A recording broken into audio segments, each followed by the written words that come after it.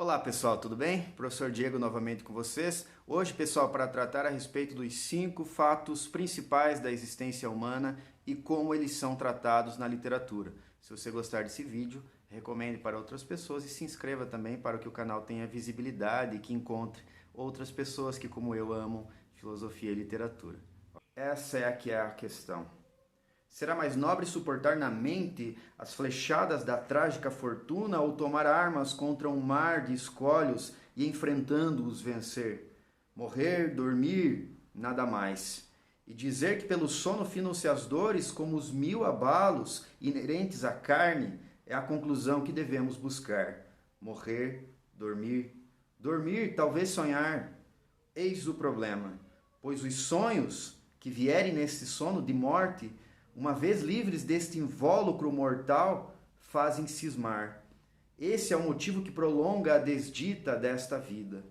Quem suportará os golpes do destino, os erros do opressor, o escárnio alheio, a ingratidão no amor, a lei tardia, o orgulho dos que mandam, o desprezo que a paciência atura dos indignos, quando podia procurar repouso na ponta de um punhal? Quem carregará, suando, o fardo da pesada vida, se o medo do que vem depois da morte, o país ignorado de onde nunca ninguém voltou, não nos turbasse a mente e nos fizesse arcar com o mal que temos em vez de voar para esse que ignoramos? Esses 5 fatos, então, da existência humana e como eles são tratados na literatura, eles são retirados deste livro aqui, ó, Aspectos do Romance, do E.M. Forster, nessa edição surrada que eu tenho aqui. E já foi comentado, inclusive, esse autor, quando eu estava comentando a respeito do gênero romance, né? Se você não assistiu a esse vídeo, assista aqui, eu vou colocar o card. Neste livro ele faz uma caracterização geral do gênero, define o que é um personagem, né? Que é uma passagem, inclusive, que eu gosto muito de citar aos meus alunos e alunas, né? Tempo, espaço, conflito, ou seja, os principais elementos da narrativa são abordados neste precioso livro aqui. E em determinado momento, quando ele vai pegar as temáticas que normalmente são reproduzidas, representadas no gênero romance, ele diz, olha, a existência humana pode ser resumida a 5 fatos. E são eles que serão comentados neste breve vídeo aqui. Os 5 fatos são nascimento, amor, sono, alimentação e morte, evidentemente, né? Começarei, como cumpre, começar pelo começo, né? O nascimento, e é uma observação que ele faz, assim como a morte deixarei para o final, uma vez que o tema, né, em pauta aqui nas últimas semanas tem sido esse, em função da morte de Ivan Ilitch, essa novela brilhante do Tolstói. O nascimento, então, assim como a morte, só nos é relatado por terceiros, né? A morte é um evento para o outro e o nascimento nós só temos uma notícia, embora não tenhamos uma experiência efetivamente do nascimento. Então é interessante perceber como isso aparece na literatura. Normalmente, então, por exemplo, as histórias normalmente começam pelo meio, in medias res, né? Justamente por esse fato. Começar pelo começo em útero seria impossível, né? A não ser, eu gosto sempre de citar uma entrevista do Salvador Dalí, em que ele dizia que tinha memórias intrauterinas, né? Mas Salvador Dalí era muito excêntrico, convenhamos, né? Normalmente o ser humano começa a ter uma memória a partir de determinado tempo. Tente recobrar aí você mesmo, né? Você mesma aí, até onde vai a sua memória a respeito das coisas pelas quais você passou aqui na existência, né? É evidente que isso aparece com maior ou menor ênfase na literatura. O fato é que o nascimento é sempre um evento muito protocolar, normalmente, na literatura, porque envolve simplesmente uma visão desde fora, né? O ser humano passa a ter consciência pensante, a partir pensante, né, consciente da sua existência e dos problemas existenciais a partir de uma etapa, né, e que isso inclui efetivamente a infância. É interessante perceber como a infância é também representada na literatura. Se você vai para os russos, você percebe que já na infância existe uma maturidade que nós ocidentais normalmente não percebemos ou não temos representado essa maturidade em personagens infantis. Eu já analisei isso em um artigo, inclusive, posso deixar na descrição se for o caso. ou nos comentários, né? Digam depois aí, se vocês tiverem interesse, eu coloco lá o link desse artigo meu, ok? Então, começando pelo nascimento, essa é a primeira etapa. Quando o enterro passou, os homens que se achavam no café tiraram o chapéu maquinalmente. Saudavam o morto, distraídos, estavam todos voltados para a vida, absortos na vida, confiantes da vida. Um, no entanto, se descobriu num gesto largo e demorado, olhando o esquife longamente. Este sabia que a vida é uma agitação feroz e sem finalidade, que a vida é traição, e saudava a matéria que passava, liberta para sempre da alma extinta. Então, dando continuidade à lista do E.M. Forster, comento aqui brevemente a alimentação. Se vocês prestarem bem atenção àquilo que vocês leem, vocês vão perceber lá que a alimentação normalmente é descrita de maneira muito sumária, muito resumida. Por quê? Porque é absolutamente pressuposto que os personagens se alimentam. Né? Quando eles não se alimentam é porque o assunto mesmo, o conflito mesmo é a fome. E aí você pode se lembrar de várias obras na literatura universal que tratam deste assunto. O poema O Bicho, do Manuel Bandeira, Vidas Secas, de Graciliano Ramos, e assim por diante. Quando o assunto é a fome, é porque a alimentação, aí sim, pela via negativa, tem uma determinada importância. De maneira positiva, por incrível que pareça, a alimentação normalmente é descrita, é representada de maneira sumária, de maneira muito breve, justamente porque não há elementos da existência, da condição humana, melhor dizendo, que possam valer a pena uma descrição detalhada e mesmo aprofundada daquilo que se come. Tá? Então, por incrível que pareça, né? Nós não nos movemos sem alimento, mas isto na literatura não tem lá grande importância por via positiva. Por via negativa, já comentei. A relação exterior de Praskovia Fyodorovna com a doença do marido, expressa para os demais e para ele mesmo, consistia em que o culpado dessa doença era o próprio Ivan Ilitch e que toda ela constituía um novo dissabor que ele causava à mulher. Na sequência, então, pessoal, o terceiro elemento a ser comentado agora é o sono.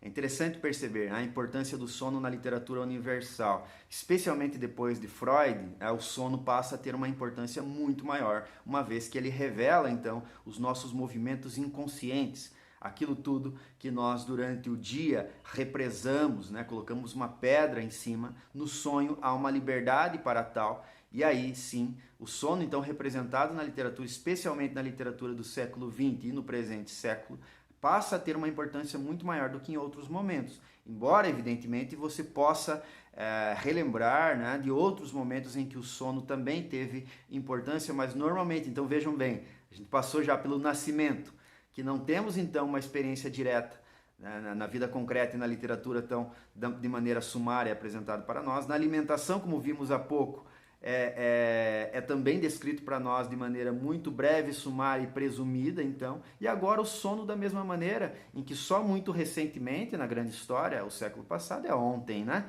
Convenhamos. O sono, então, passa a ter alguma importância. Mais precisamente, os sonhos, né? O sono em si, eu posso lembrar aqui, né? No Em Busca do Tempo Perdido, do Marcel Proust, existe uma cena muito, muito importante que envolve o sono, na sequência os sonhos, né? Mas o sono em si, a tentativa de dormir, a insônia em outro momento, aí sim, então você vai ampliando o tema do sonho vinculado aos sonhos, aos anseios, ao desenvolvimento do imaginário das personagens. Aí você pode ir para o romantismo, por exemplo, e perceber como os sonhos cumprem uma função existencial muito importante, uma vez que esses incompreendidos, que são os românticos, né, viviam muito mais no mundo de sonho, no mundo da quimera, uma vez que o real representa sempre o cerceamento da vida que no sonho seria livre.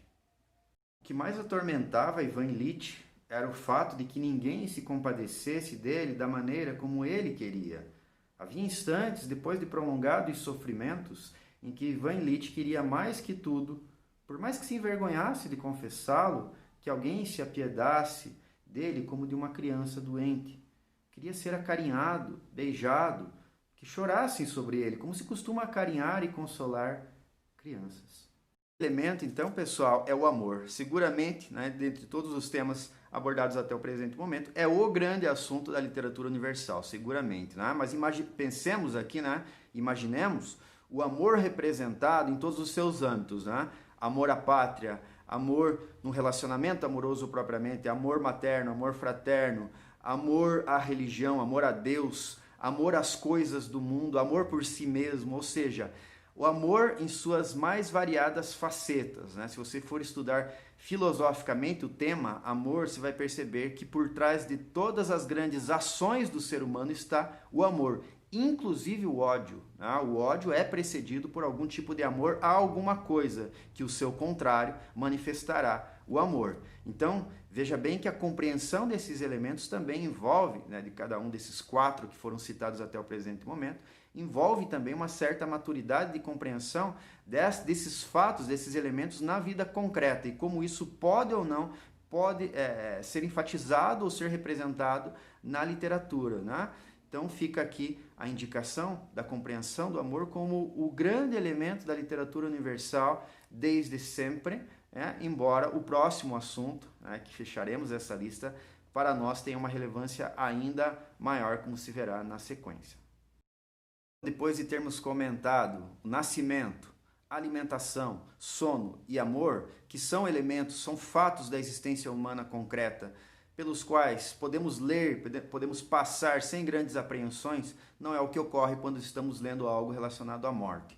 Parece ser um assunto, de fato, até hoje para nós um tabu. E nesse sentido, acho sempre, como professor, como educador, acho sempre relevante ler obras que tratem deste assunto, evidentemente com a mediação correta, que é o que eu tento oferecer aos meus alunos e alunas, né? Nesse sentido, pessoal, como que a morte é comentada por E.M. Forster, né? É aquilo que nós já comentamos em vídeos passados, né? A morte é sempre um evento para o outro. Por quê? Porque quando ocorre conosco, pressupõe que você já não tem vida consciente para poder relatar a terceiros aquilo que ocorre com você, diferentemente de todas as outras experiências, exceto a experiência do nascimento, né? E assim, nascimento e morte tornam-se experiências absolutamente concretas e certas, né? Presume-se que você já nasceu e que você vai morrer. Por outro lado, você não consegue relatar estas duas experiências mais concretas das nossas existências. Olha que incrível isso, hein? E aí nós chegamos à própria função da literatura. Para que serve a literatura, então? Para pegar esses 5 elementos, em especial este último, sobre o qual focarei agora, que é o grande assunto da literatura e da filosofia e mesmo em certos aspectos da teologia, que vai influir diretamente na compreensão que você tem a respeito deste cessar das coisas físicas, que é isso que significa, em última análise, a morte. A morte, em última análise e de modo estrito, é o cessar das coisas físicas. Se a vida completa termina também com o cessar das coisas físicas, aí envolve uma compreensão, inclusive teológica, da existência humana concreta, ok? Por essas razões todas, a literatura cumpre uma função importantíssima, a literatura em especial, não só ela, mas me cumpre aqui como professor de literatura especificar agora. A morte, nesse sentido, deve ser um assunto abordado na literatura justamente porque pouco nós sabemos a respeito dela. Agora há pouco, né, nesses vários cortes aqui do vídeo, eu inseri uma das falas famosas do Hamlet, em que ele trata justamente da questão que envolve o conhecimento do mundo e o modo como o mundo tem ou não valor para você. A literatura, então, enquanto uma forma de conhecimento, uma forma de conhecer, especialmente esses 5 fatos, esses 5 elementos da existência humana, que incluem nessa moldura completa a morte, a temível morte, a indesejada das gentes, como vai dizer Manuel Bandeira. A literatura, então, cumpre uma função absolutamente salutar para que nós tenhamos, pelo menos, se não a compreensão, uma linguagem mínima para tratar do assunto. E essa linguagem mínima foi já, então, abordada por Camões, Tolstói, Dante, Samuel Beckett, Bulgakov e assim por diante. Cumpre a nós todos, então, e todas, né, compreender, ler e conhecer esse pessoal todo. Tudo bem, pessoal? Espero que vocês tenham gostado do vídeo. Se você gostou, recomenda para outras pessoas, né, como eu falei no início do vídeo, para que esse canal tenha uma extensão maior e chegue a outras pessoas que também gostem destes assuntos. Um forte abraço e até logo.